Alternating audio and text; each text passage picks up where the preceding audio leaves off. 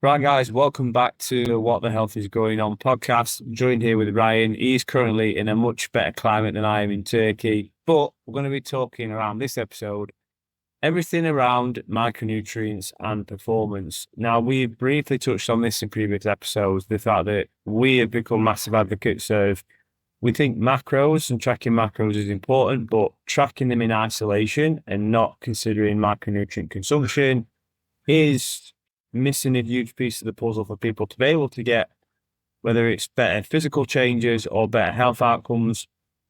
Micronutrients, as Ryan said in the previous episode, dictate the language of our cells, and macros simply dictate energy substrate. So, in terms of us covering this topic, Ryan, we've spoken about it. What do you think is what you've seen personally in terms of when you've included this, such as whether it's looking at blood work or speaking with clients? When they implement more micronutrient strategies, do you see it actually bring positive outcomes? Absolutely, I do. Yes. So, in terms of the macronutrients and the calories, I also dictate more so weight gain, weight loss, but indirectly the macronutrients do as well. By what I'm saying by this is the focus that gives you the sustained energy, the appetite suppression, but ultimately our body is craving nutrients, not calories. And the ability to focus, the ability to recover, motivation, stimulating things like dopamine for our motivation, our focus. So indirectly, yes, it does impact the energy balance ratio as well, but also that, like I said before, the health. So yeah, micronutrients dictating the language of the cells, but not, again, as you mentioned as well, not looking at these in isolation, because so many micronutrients are reliant on other micronutrients, as we all know. And just to dictate the main ones, so, everyone knows the Zinc, Magnesium, but they don't want to very surface levels. For example, with Magnesium, people hear it a sleep supplement. We all know you've got chronic sleep issues. Magnesium's not really fucking for you, really, but there's a reason behind why Magnesium works. It stimulates constantly increase excited you and upstairs, possibly it's more relaxed state, so that's going to help us induce more nice sleep. Likewise, with vitamin D, it's got more sleep emotions, but I listen to all that, it's going to be magnesium fascinating vitamin D, so these two lots must do that in terms of the, not just taking them in isolation, but pairing certain nutrients to get the best out of each one. Yeah, I agree. The fact that people will focus purely on like proteins, carbohydrates, and fats, and I know that's generalistic, but let's call them like the three main macros that they are. We then realize that there's actually 27 micronutrients from minerals and vitamins that actually you could umbrella or branch off or put at the side of the macro. So people focus on the three big pieces of the puzzle, and then they've got all these 27 plus that they are neglecting on the side. And again, some of the research that I dived into was there's a study on, I think, 1,200 male athletes, and despite them being tested in, I think, 67% of them were shown to have the optimal macro split. But, sorry, apologies, 67% only had optimal vitamin D, 45% had low zinc, 38% had inadequate B12 levels, which they measure through a blood test. So we sit down and go, okay, it's kind of building that picture that, yes, you're hitting your macro targets, fantastic, but again, that surface level approach is missing some of the key cofactors and nutrients that they need. And again, all them gaps limiting performance, and people are simply just being told, oh, your macros look good, or you just need more carbs, for example. Well, maybe that's not the case, because again, if you're an athlete, body composition kind of does matter. So you can't just start slamming more calories in unnecessarily. So can you make nutrient changes within those profiles that actually will meet the RDAs? We don't particularly like the RDAs. I think they need to be higher, because you've probably heard yourself get quoted as the recommended deficiency allowance. It's literally the bottom cusp. Absolutely, yeah. I think with vitamin C, if I recall rightly from memory, the recommended daily allowance is about 90 milligrams, which is enough to offset scurvy. So there's a massive difference between offsetting scurvy and saturating all your cells to be optimal for health. And then there's the optimal amount, which is actually 10 times that amount. So it shows you the differential between what he recommends and what the amount is responsible for health. Completely agree. That's a big, huge point. Again, that sometimes we say, "Oh, I think I hit my RDA." Well, that is the absolute baseline, and ideally, you do want to be hitting above it, as you mentioned there, the vitamin C example, to kind of hit that true threshold of what's going to support positive health outcomes. Now, again, coming back to this argument around, macros may not be deep enough. And one thing that I kind of like to tell people is, you could, let's say, eat your whole diet based around, I don't know, dark chocolate and whey protein powder, because, dark chocolate's got a relatively balanced macro split, you could call it, for, 20 gram for 100 gram, 20 gram of protein, 30 gram carbs, 40 gram fat. It's got a pretty all right split. And then you could include a protein powder, and that may hit your macros for the day if you eat sufficient amounts of both. But you can't optimize, for example, testosterone, that you're going to be deficient in zinc. So that's going to affect cognitive function and mood, because we're lacking that micronutrient density. And I guess feeding onto that, like one of my key macronutrients that I'm so bullish on, especially with male health, is zinc, because you'll know where the importance of it. But we'll just give people a bit of a deeper insight. So we know zinc is absolutely critical for neurotransmitter synthesis, whether it's dopamine, serotonin, and GABA. We know it supports working memory and attention span. It's absolutely essential for testosterone production and mood regulation. Not only this, in studies, we've seen men with zinc deficiency show 40% reduced cognitive processing speed. And with zinc supplementation, which is around 50 milligrams a day, we get improved mood scores by 32% in stressed males. And low zinc intake has an increased propensity to anxiety and depression in men aged 25 to 45. Given the state of the world and the pressures that we're all under, kind of going to be a bit of a compounding factor. And some of the big food sources, I mean, supplementation is good, but we always like a food-first approach. Some of the big ones that we see are oysters. Now, quality of oysters, I'm not necessarily a fan of them, even though they are incredibly rich in zinc. You have to be very careful of heavy metal toxicity, specifically cadmium. So, sourcing good quality oysters is going to truly matter. Then you can go into like your grass-fed beef, pumpkin seeds, even dark meat, poultry can be some amazing nutrient examples of people to include for zinc inclusivity. Now, I know you touched on earlier magnesium, Ryan. What have you seen from the research with magnesium, and what are going to be some of the foods you'd advise people to include? So with magnesium, what we're looking to achieve is 10 milligrams per kilo of body weight. So this is like a gross solid amount for optimal health that mostly far exceeds the RDA.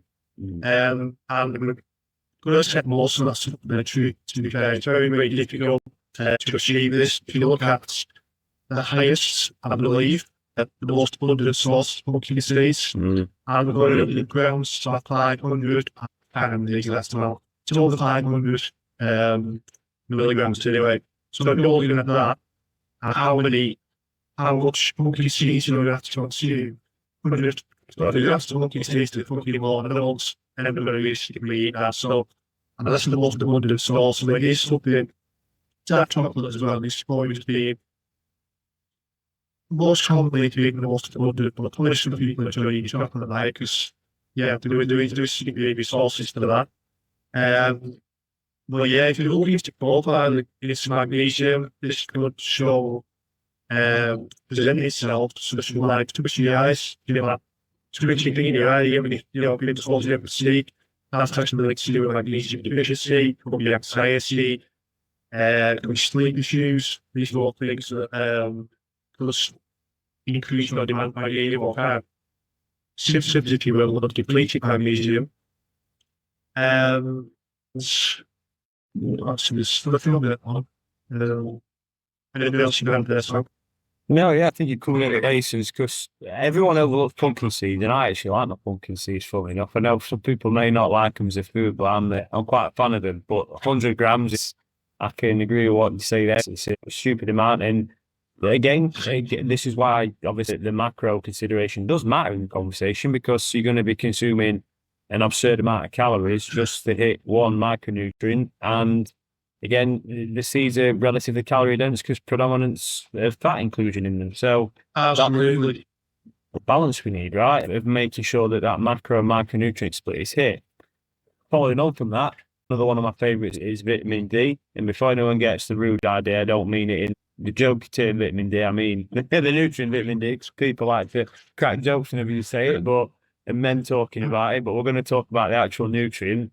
So we know how important that is in terms of climate can be a big factor here. So if you do live in a sunny climate, such as Ryan across the Turkey at the minute, if you get enough exposure in sun, fantastic. That's going to be a really beneficial impact, because we can see in the UK and especially Northern Europe territories, which have crap weather, especially in the winter months, the rates of men's mental health really does decline because of that seasonal affective disorder that comes in with lack of sunshine exposure.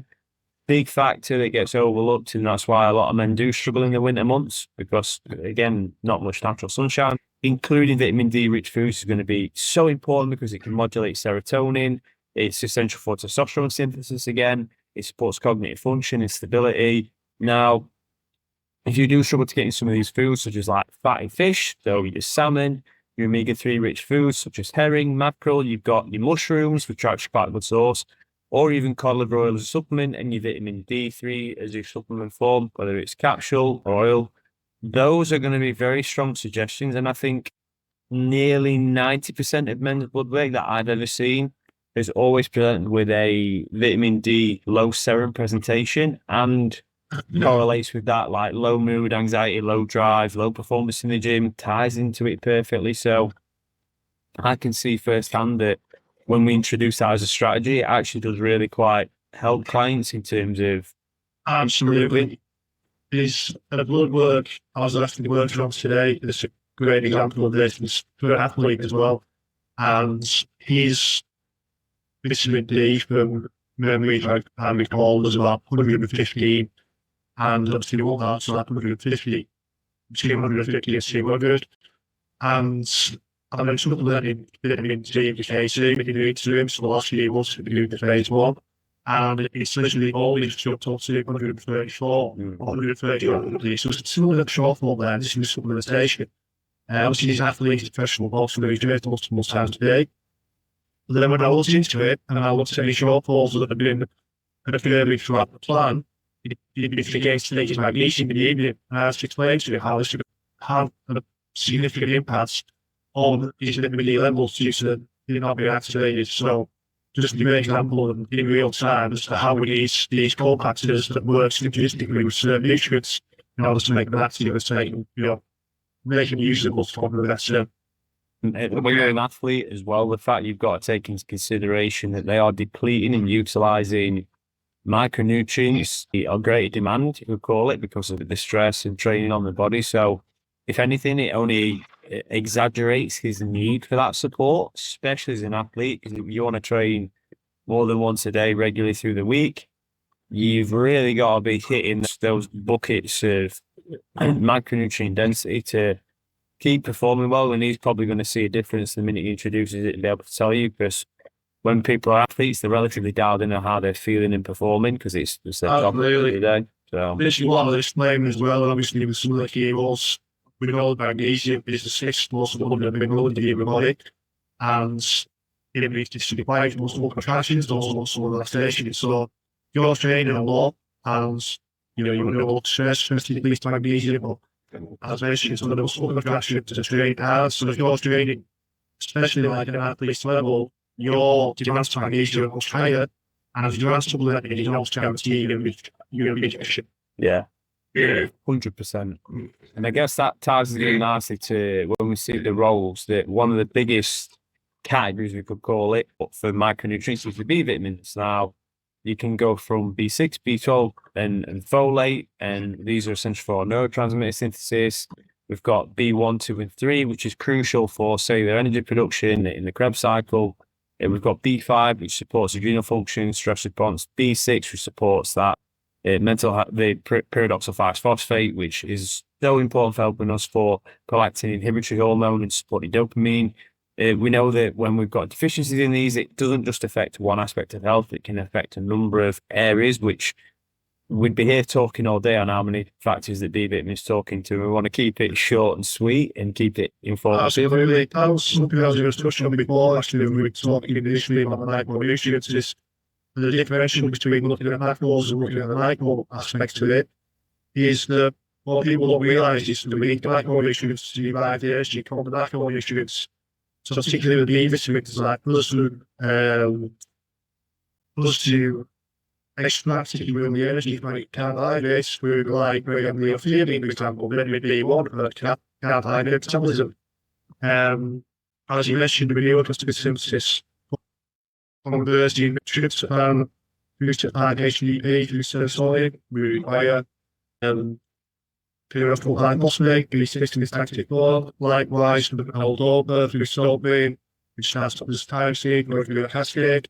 Again, we need pyridyl phosphate, and active form of B6 again. And as you mentioned as well, if we've got really high levels of prolactin, we can counter this as prolactin's dopamine inhibitory hormone, as mentioned.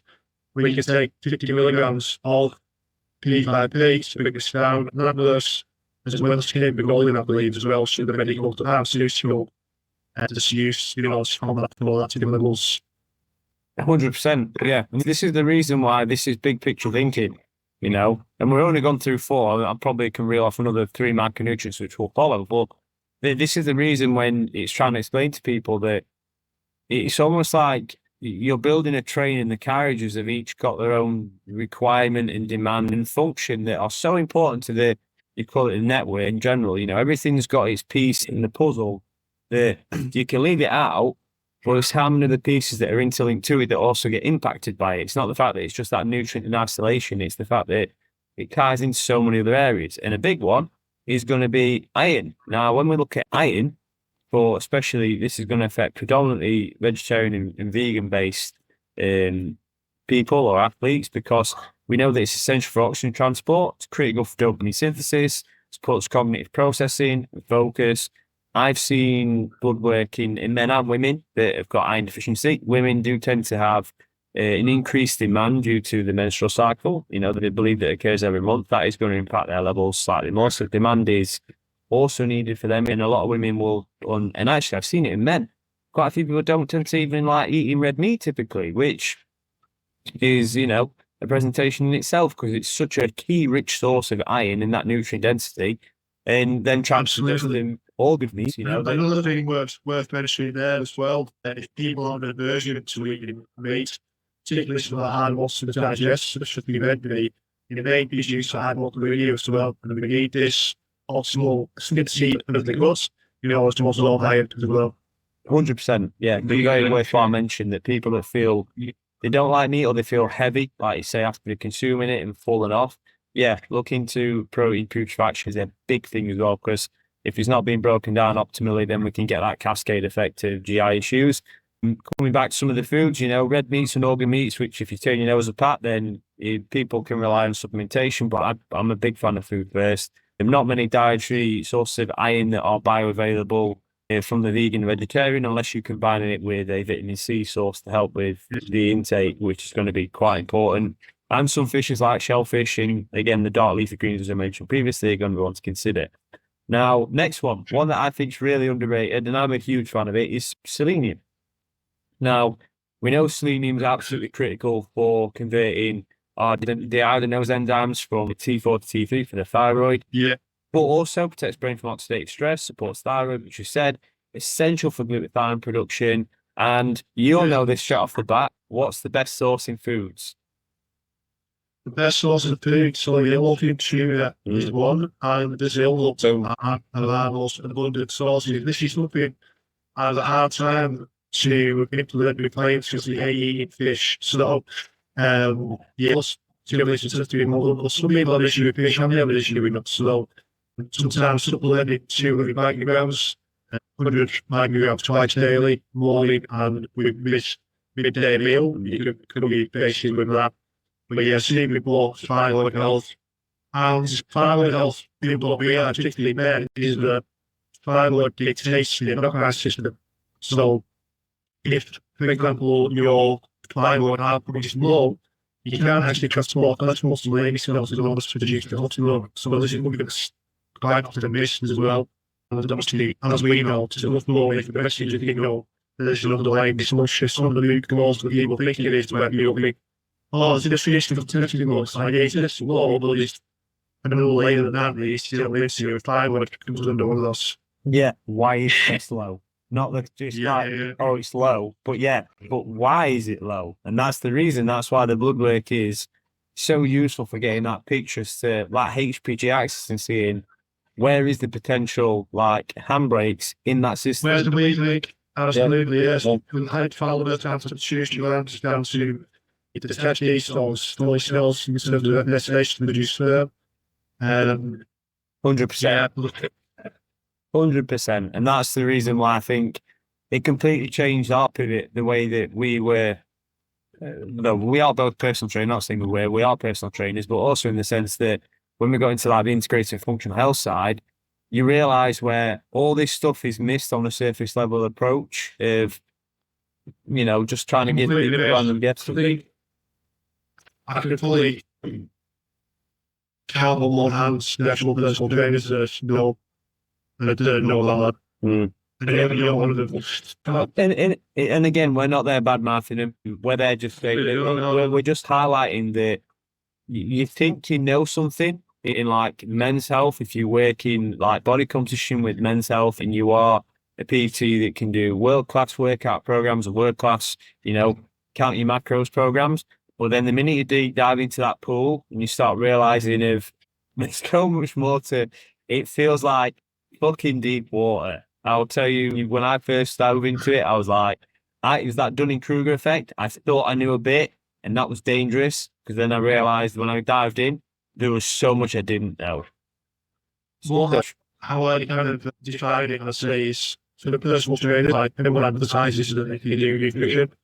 You don't really understand nutrition. You understand macros and calories. Nutrition is much deeper. And as yourself and I both realise, I say we're both at a decent level this now, but all that does is real how much you don't actually know how much more you need to know as well. 100%, especially like if you have clients with autoimmune conditions or have specific dietary needs in terms of like low FODMAP or GI disorders, we need to pay attention to those intricacies that we can't just give them a copy and paste meal plan that we give to other clients. It's dangerous and it's irresponsible as a trainer if that's what people are doing. But again, we're digressing, we're talking, as me and Ryan do, we go off on tangents and we just have these interjections that fill in. So going back to the micronutrient topic. This is a lot of things actually, to be fair, there's also an example as to why we can only truly give a truly individualized approach with nutrition when we look into blood. So we do all this diagnostic work beforehand, so there's like, I'm trying to remember the importance of this from the institute where it's most truly individualized, can't be generalized, and therefore can't be standardized. Yeah. 100%. It's very complex.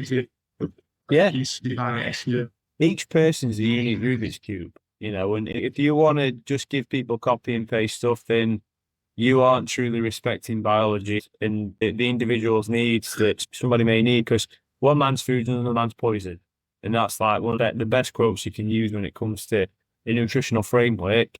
And I guess like the one last micronutrient I actually want to give a bit of time and talk to before we kind of summarize was one that everyone will be aware of. It gets thrown around a lot of social media, and it's omega-3 fatty acids. Now, when you mention that to anyone, everyone knows it's got its benefits. Essential for brain cell membrane integrity, very potent anti-inflammatory for tissue. It's very heavily used for people who are heavily training and, trying to dampen down a bit of inflammation. They're critical for neurotransmitter function. Again, I've seen it do support the positive outcomes from, cognitive performance. We see improved depression scores. It can help with memory formation and recall. I know from my own personal experiences from a study that I'd include sardines daily, and it has dramatically impacted and supported my overall performance, my mental recall, my ability to retain information. And that's just from me. I do advise clients to try and include fatty fish, whether it's like salmon, mackerel, sardines, herring. And sardines, it's the impact of this, Yeah, the sardines. Is there any creatine component with that as well, is it? It's also supposed to be multiple cognitive benefits as well. Yeah, if you get sardines, obviously, they tend to come with the bones, which are edible.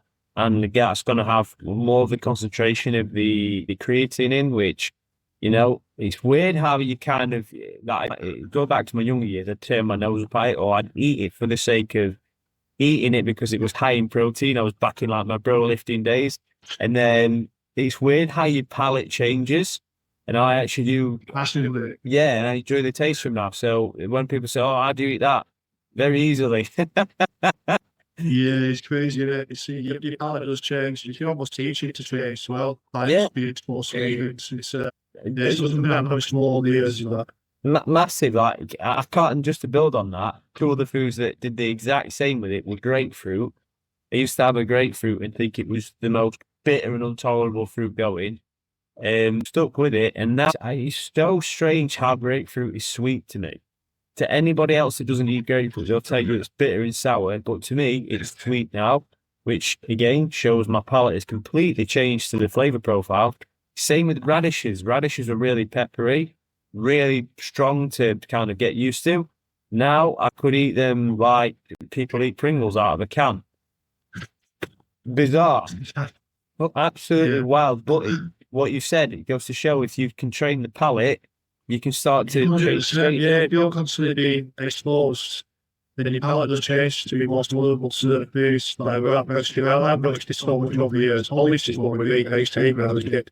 I'd eat them, like, it's eatable now, like, no issues, 100%. So one thing that we'll do is a little summary for everyone. This, if you stayed this long, guys, this is going to be a little synergistic effect summary. So these are some of the key micronutrients and other cofactors which are so important to include in your nutritional protocol. So we've got zinc, and that requires B6 for optimal absorption. We've got magnesium, which requires vitamin D. Iron absorption is improved by vitamin C, and the B vitamins work as a complex and not individually. So we show that when you hit these macronutrient targets, I've seen it personally in my own bloods, I've seen it in client bloods, Ryan's seen it in his own clients and himself, that when you start to cover these bases, it truly can influence and improve your overall health presentation, because they are massively important for the roles they play in the body that you don't see on a surface level. You only see it when you start running your lab work and tracking your biofeedback markers of whether it's health challenges or whether it's your little improvements in your focus, your performance, your testosterone levels, your overall digestion, overall sense of and mental health is a big one. These can all drastically help to move that needle when you think or you feel like you've been trying all the surface level addresses that haven't really enabled anything to change. So yeah, with that, guys, that was this episode. It's been a pleasure to share it with you, Ryan, as always. Likewise. We'll get the next episode following up and coming on to the channel soon, guys. If you've stayed this far, would love for you to leave your thoughts and comments below. Do like, share, subscribe to the channel, stay up to date with the latest episodes, and we will catch you on the next one. Speak soon. See you soon.